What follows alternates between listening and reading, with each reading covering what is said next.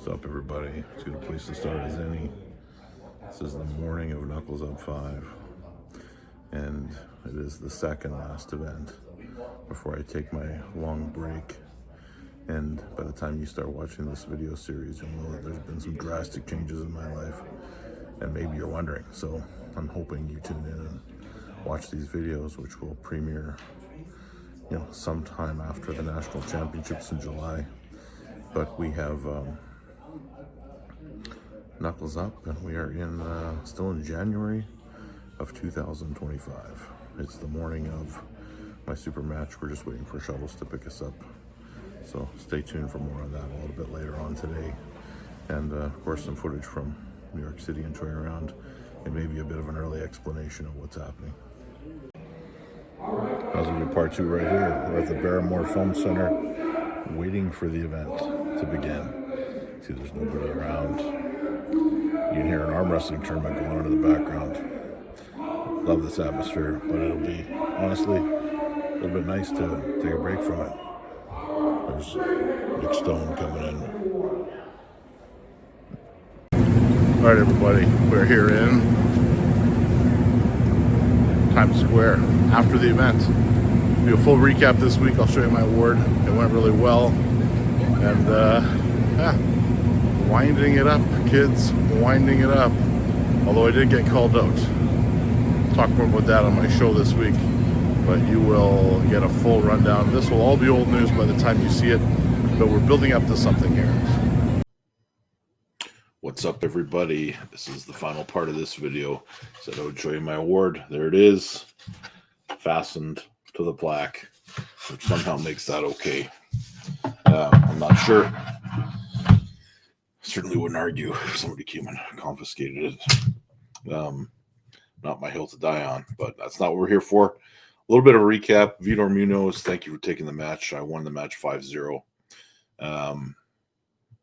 I came in at 401 pounds for this match. I weighed in the day before the event, and 401 was my weight. That is my all-time heaviest that I've ever been. And it's timely, I guess. I took all the guardrails off for this event as far as preparation, diet, all that stuff. Because, well, and then I'll tell you what my plan is for the next month. In about 4 weeks from the time of this video, this is the 30th of January that you're seeing this part of the video, I am heading to the Arnold Classic, and that will be the last event that I compete in for a little while, because I don't know what the future holds. I had convinced myself I was going to take a break after this, and the reason is I'm actually going in for bariatric surgery. I'm going in for sleeve surgery at the beginning of April the 5th. So by the time you've seen this, I might be 100 pounds lighter.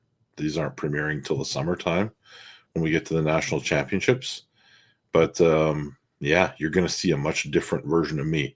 And part of that version of me that you're going to see is it's an interesting experiment, because you don't really see people that are strength athletes go through this surgery. And I guess the why, well, I'm 400 pounds, and yeah, I eat not the greatest, but also not the worst. And I can diet for, like, you have seen me with a six-pack 10 years ago, 12 years ago. I can do it.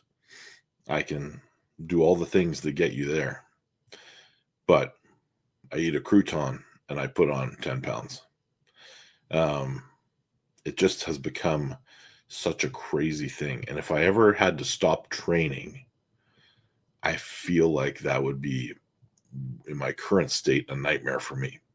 So I'm doing this for a number of reasons, longevity being one of them. Health and longevity. Yeah, I just want to be around for a long time. So within a couple of months from now, about 2 months, I will be in Tijuana. Yes, Tijuana, at the a hospital that specializes in these surgeries, getting bariatric surgery, the sleeve, which basically they take a piece of your stomach away. And you have a much smaller stomach. And it actually removes something that creates hunger hormones, all that stuff too. So that's what I'm going through. But until that time, we are going to enjoy the rails off, getting ready for the Arnold Classic, hopefully having success in that.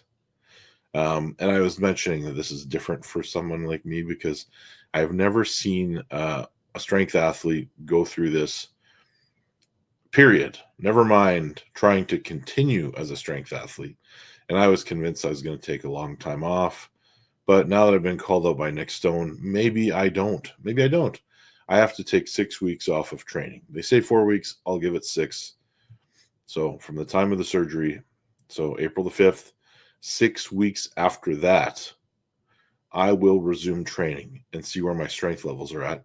And I'm excited because I will eat basically a paleo, maybe leaning towards carnivore diet. And all my food will have to be very intentional because I'll be eating a lot less of it. So there'll be lots of supplementary protein, and we'll see where we can go, what we can turn this into. With an old veteran coming back and being in wicked shape going forward. Yeah, I just got questions. Feel free to post them, and we'll continue to make these videos once a week until we get through to the national championships, where I will be reffing, and then the cat will be out of the bag.